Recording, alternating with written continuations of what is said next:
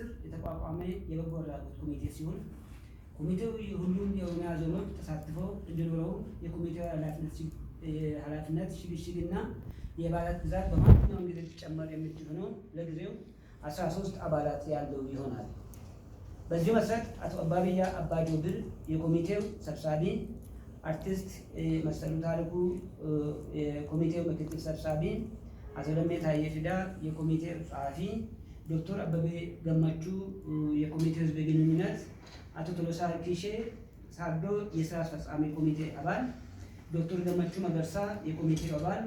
ፕሮፌሰር ታደሰ በሪሶ የኮሚቴው አባል፣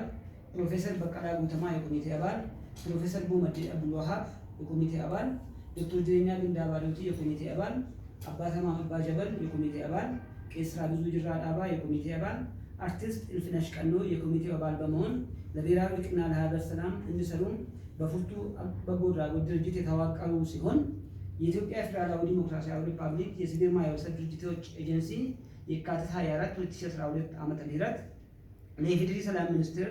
ለኦሮሚያ ብሔራዊ ክልላዊ መንግስት ፕሬዝዳንት ጽሕፈት ቤት፣ ለአዲስ አበባ ከተማ መስተዳድር ከንቲባ ጽሕፈት ቤትና ለፌዴራል ጠቅላይ አቃቤ ሕግ፣ ለፉርቱ በጎ አድራጎት ድርጅትና ለ13ቱ ፉርቱ የእርቅና ሰላም ኮሚቴዎች በጻፈው የእውቅና ደብዳቤ መንግስትና ባለድርሻ አካላት ለኮሚቴው አስፈላጊውን ሁሉ ድጋፍ እንዲያደርጉ በአጽንኦት በመጠየቅ ለኮሚቴው ህጋዊ እውቅና የሰጠ በመሆኑ የዜጎቻችን በተለይም የአራቱ የምዕራብ ኦሮሚያና የጉጂ ዞን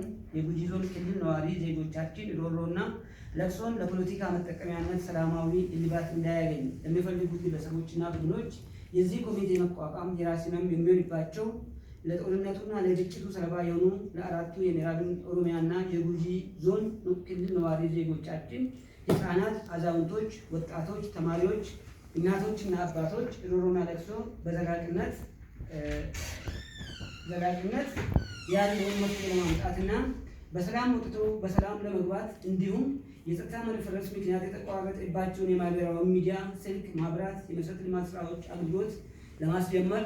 ትልቅ እድል ለመፍጠር የሚችል የእርቅና ሰላም ኮሚቴ የተቋቋመላቸው በመሆኑ የዞኑ ነዋሪዎች፣ መላው የክልላችን የሀገራችን ህዝቦች እንኳን ደስ አላችሁ ለማለት እንወዳለን።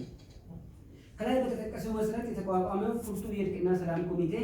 ቀጥሎ በዝርዝር የተቀመጠው ኃላፊነት ይኖረዋል።